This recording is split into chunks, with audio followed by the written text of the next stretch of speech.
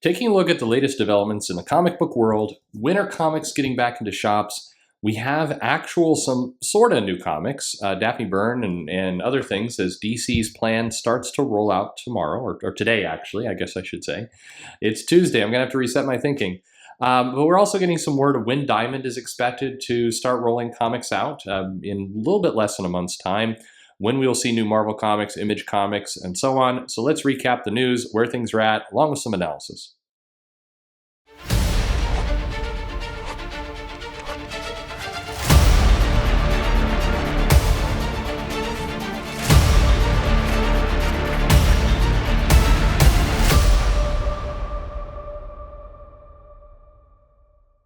Hey everybody, this is Perch. Reporting on comic news at this time is a little bit like reading tea leaves. There's a little bit of data, there's a little bit of facts, there's a lot of speculation, and trying to kind of interpret what's going on in the midst of a lot of changing circumstances is tough.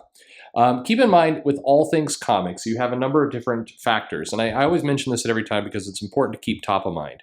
You have governmental restrictions around when businesses can open. You have a variety of local ordinances for how shops can do their business and what they're doing. You have a distributor, in this case Diamond, and now two new ones in UCB and Lunar, that are by nature of discount comic book service in Midtown. You have printers, that some of which are back to work, some of which are not. So you have a lot of different pieces in this overall supply chain, and not everyone is coming back online at the same time. And so we're going to live in a fragmented world for a little while. How long? Well, that's literally the trillion-dollar question. When are things going to resume to normal, and what will that normal look like, and what changes are going to take place? I've done some videos, and I'm not sure the order of which, but I asked a question of what does a new normal look like? When do we actually, do we want to return to normal? Do we want to use this as an opportunity to make changes? Right now, inside the hotel industry, the airline industry, the cruise industry, lots of people are trying to make changes. They're trying to use this as an opportunity to maybe streamline some things that needed to be streamlined, maybe go more for some technology that had been resisted, maybe put some safety protocols in place.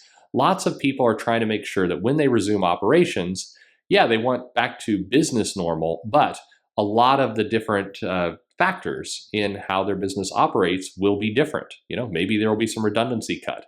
Maybe there will be some easier ways for shoppers or guests or customers to get their product without having to touch things. Maybe they're going to do more mail order and more takeout. I mean, there's a lot of different things that are changing. But one area where you're not seeing those changes is in comics. We're going to get to that in a second, but I want to hit the news. So first off, Diamond has publicly confirmed that 20th of May is when they currently plan to ship out Marvel, Image, kind of the comics they have in stock. Now, these are comics that are already there, that are, it's not exactly this way, but picture them as sitting on the floor in boxes just waiting to go. That's a gross generalization, and so some people might take umbrage with that, but just for the sake of this conversation, there's comics that are ready to go.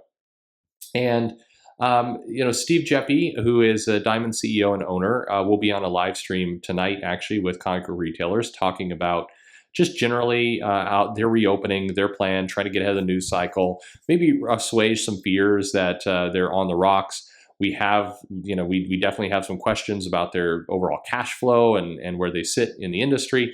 So there's they're going to try and calm people down, get people to, wait it out the next month. I think this next month is going to be an extremely taxing one for comics and everyone, because a lot of people had their stay-at-home orders extended to the start of May. A couple have already gone past that. And as these governors in a lot of these states go ahead and extend their stay-at-home orders further into late May or June, you're going to see the population turn on it. Not necessarily with protests, but just exhaustion. People are tired of staying at home. People have kind of been able to float things for 45 days or so, and they're at their breaking point. So we're in for a very, very tough next 30 days where people are just not going to want to put up with these delays and these shutdowns, and people are going to start making active changes. Almost anyone can delay their life for 30 to 45 days, but they can't going past that, they have to start making some more permanent changes, and that's kind of the mode we're entering into now. So we're going to have very, very turbulent next 30 days, and so you're seeing Steve Geppi and you're seeing Diamond make these announcements, partly to try and get ahead of the news cycle and to give people some confidence of here's what you can do and what you can predict. But they're doing so without all the information themselves. They do not know if the governors are going to lift some of these orders, if kind of the fear mongering that you see right now in the media of second these orders lift, the virus is going to come back 3 times as strong. We don't know if that's true or not. A lot of people are saying they're taking their instructions from the science, but what science exactly? We're not sure. Are we talking about statistical models out of the colleges? Are we talking about reports from the hospitals? Are we talking about economic science? I mean, there's a lot of different types of science. There's not just one, the science. So when you hear your politician or the media talk about we have to trust the science, it begs a follow-up question of like, but which science? Which science are you talking about? Not just, I think it's shorthand for smart people are working on this and you don't need to know, but the population now at this point does start to need to know. That's where we're at. So Diamond is going to ship out May 20th is what they're targeting. They cannot hard commit for that, but this is what they believe. So these comics, it's a mildly big list of comics. Unfortunately, the marketing behind these books is way behind. The engine had begun from Marvel around things like Empire and the Iron Man 2020 event and some of the X-Men stuff as we were building up to X of Swords or whatever. Venom, trying to get that, leading up to the Null is Coming event and various things. So Marvel kind of, in effect, put that on hold. They have been very, very silent during this break. And so when we come back on the 20th, we're getting things like Iron Man 2020 #4. We're literally right in the middle of that event. We get Empire Avengers and Empire Fantastic Four #0. We get some bigger stories with Avengers 33, with New Mutants, with X-Force 10, Venom 25, Thor #5, Strange Academy #2. I mean, the problem that we even have this X-Men God Loves Man Kills with some brand new Claremont material inside of it, and it's a tricky, it's a tough time for them because I think a lot of these books were just getting started. This is one of the drawbacks to relaunching so frequently is now you're behind the 8 ball a little bit.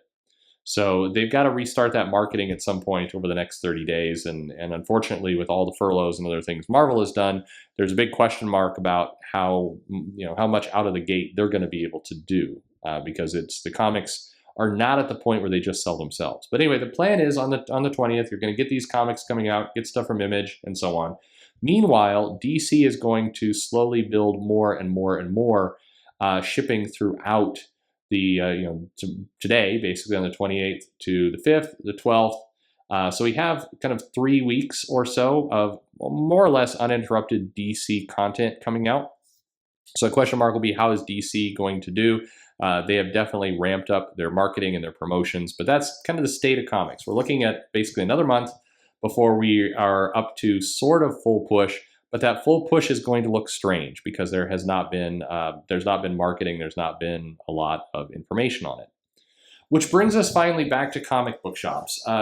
Comic book shops, for whatever reason, you're still seeing reports, and if you're going to places like Bleeding Cool, they're definitely kind of anti-Lunar and UCB. They like the sources and the rumors, the free comics, the previews that they get. Which are from kind of traditional sources. So they've definitely been heavily negative in the press, and they've been stirring up a lot of, I would say, controversy around people from Brian Hibbs and others who are going on and on about this is a betrayal of DC, of Diamond, and this is not how it will be. And comic shops, the danger for shops, and people can either like it or dislike it, is if you drag your feet, if you resist, if you refuse to evolve your business when clearly the world is evolving around you, then you are going to be left behind. This kind of thing will topple giants. I think there are a lot of big customers. I mean, you saw some, Chuck Rozanski of Mile High Comics made this comment, I believe their betrayal, meaning DC, of Diamond after decades of service is reprehensible. If this is how AT&T plans to publish comics in the future, I will pass. Yeah, bullshit. Sorry. You're full of crap. You're telling me that the number 2 moneymaker for your shop, you're going to pass. Selling back issues is far more profitable, requires no such moral equivocation. Yeah, just stop with that. Okay, there's no truth to what you're saying. You know it. This is a bunch of kind of hysterical ranting, and if by all means, give the other local comic shops a gift and stop carrying DC. Every time I hear a comic shop owner talk about, well, I get all my money from back issues, and I don't need to carry Marvel, and I don't need to carry DC. It's like, yeah, that not true. Are there some boutiques out there? Are there some smaller shops that specialize in back issue grooming? Sure there are, and that may be all their business, and great. But for somebody like Mile High to make that comment, no. I'm sorry, no way. And so you get another comment, and I think this sums up really well, by Dan Wallace from Oklahoma. And he makes this analogy, which I think is a good one. He says there's a vocal old guard of stores who resisted cash registers in the 70s, resisted point-of-sale systems in the early 2000s. Some are still resisting them today, and now resist ideas like mail order, curbside pickup, local delivery, and Facebook Live shows. They'll resist everything new simply because it's different and claim it's too hard because they don't want to have to figure out how to make it work. These same stores previously complained that stores doing mail order had an advantage because mail order costs less to do and is easy. Now that they've looked at doing it, though, they say it costs too much and it's too hard. Yeah, you're seeing this across the industry, and we are in a big balancing moment where there's going to be entrepreneurs, there's going to be comic shops who are going to adapt. And I'm not saying you have to abandon Diamond. Of course, if you like Diamond, you should stick with Diamond if they've been loyal to you. There's no reason not to. But you also have to manage your supply chain. If part of your supply chain is broken, you got to get with the times and adapt. DC has introduced 2 other options. You don't have to take them. And if you don't want to, yeah, I mean, don't. But there's going to be a cost to your business. And these people doing these hysterical, shrill, I mean, no other comments are better appropriate to respond with, okay, Karen, about. This is insane. And these statements that have come out, Fantasy Realm will not be dealing with either of these companies. We'll have the titles when our distributor Diamond resumes shipping. Fantasy Realm resumes closed to all form of sales until we have the green light to reopen and operate as a brick and mortar business offering face-to-face customer service. Cool, that's your decision. But stop with the poking and the prodding and the hysterics about it. It's